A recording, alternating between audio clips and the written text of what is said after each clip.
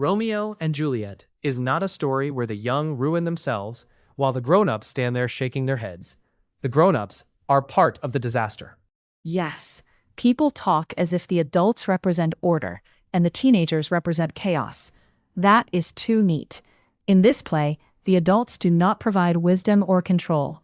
They are unstable, limited, reckless, or simply unable to stop anything. So, the usual line is wrong from the start. This is not youth versus maturity. It is youth exposed by adult failure. Exactly. And that matters because the lovers are not moving inside a stable world. They are moving inside a broken one. The people who should protect them either make things worse or cannot hold the line. Start with Capulet, because people often remember him as the strict father. That sounds almost solid. It is not. No, Capulet is unstable. At first, he tells Paris Juliet is too young and says her consent matters. That sounds measured.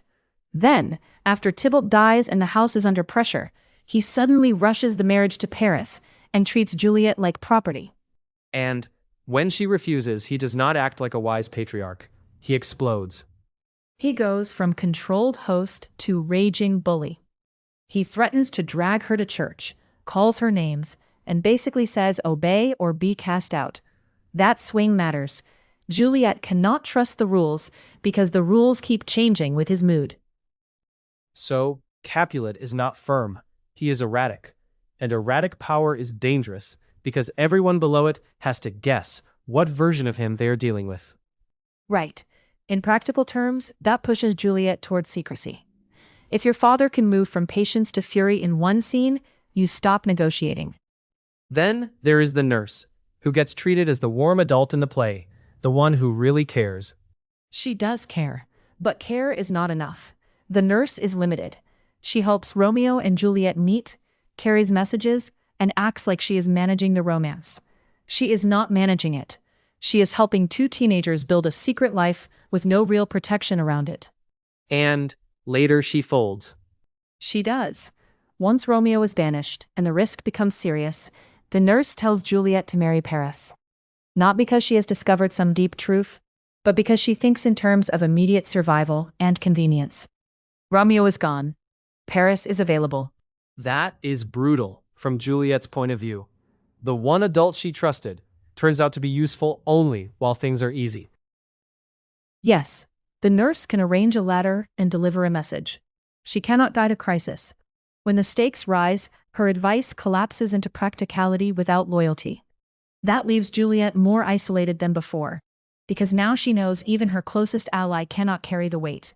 And then we get the adult people often try hardest to defend, Friar Lawrence, supposedly the wise holy man. That reading is far too generous. Friar Lawrence talks like a voice of moderation, but his actions are risky from the start. He agrees to marry Romeo and Juliet in secret, after knowing Romeo has just dropped Rosaline and latched onto Juliet almost overnight. And he justifies it by hoping the marriage might end the feud. That is not wisdom. That is a gamble. Exactly. He turns two volatile teenagers into a political experiment. Then, when things go bad, he keeps choosing schemes over clarity. The fake death plan is the clearest example. It depends on perfect timing, a delivered letter, a locked tomb, and a panicked girl waking into a nightmare. Which is not a plan built for human beings. It is a plan built for a world where nothing goes wrong. And this play is a world where everything goes wrong. The letter does not reach Romeo. Romeo hears Juliet is dead, buys poison, and goes to the tomb. Friar Lawrence arrives too late, and when Juliet wakes, he tries to hurry her away, then leaves when he hears a noise. That is not control. That is failed improvisation. So the supposed wise adult is actually one of the main engines of risk. Yes, he is not evil, but he is ineffective in the worst possible way. He keeps acting as if he can outsmart a violent situation with private tricks. That brings us to the largest adult authority in the play, the prince. If anyone should be able to stop this world from spiraling, it is him. But his control is weak. He appears after public violence and threatens punishment, but the feud keeps breaking through. The street brawls continue. Mercutio and Tybalt still end up dead in broad daylight.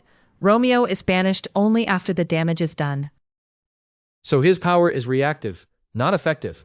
He speaks after blood is already on the ground. Right. He can pronounce sentences. He cannot impose peace. The Montagues and Capulets remain powerful enough to keep dragging Verona back into conflict, and the prince never really masters that. His final speech sounds authoritative, but it comes at the end of total failure. And that point changes the whole shape of the play. The young are not simply reckless inside a secure adult system. They are making desperate choices inside a system that has already failed. Yes, Capulet makes home unsafe. The nurse proves shallow under pressure. Friar Lawrence confuses risk with strategy. The prince cannot shut down the feud. Put that together, and Romeo and Juliet are left with secrecy, speed, and panic. Which is why the tragedy moves so fast. There is no adult structure strong enough to slow it down. That is the real point. The adults in Romeo and Juliet do not stand above the chaos. They create it, feed it, or fail to stop it. The young die in a world the adults were supposed to govern. So, if you read the play as a warning about impulsive teenagers, you miss the harder truth. The harder truth is this. In Romeo and Juliet, the adults lose control long before the children lose their lives.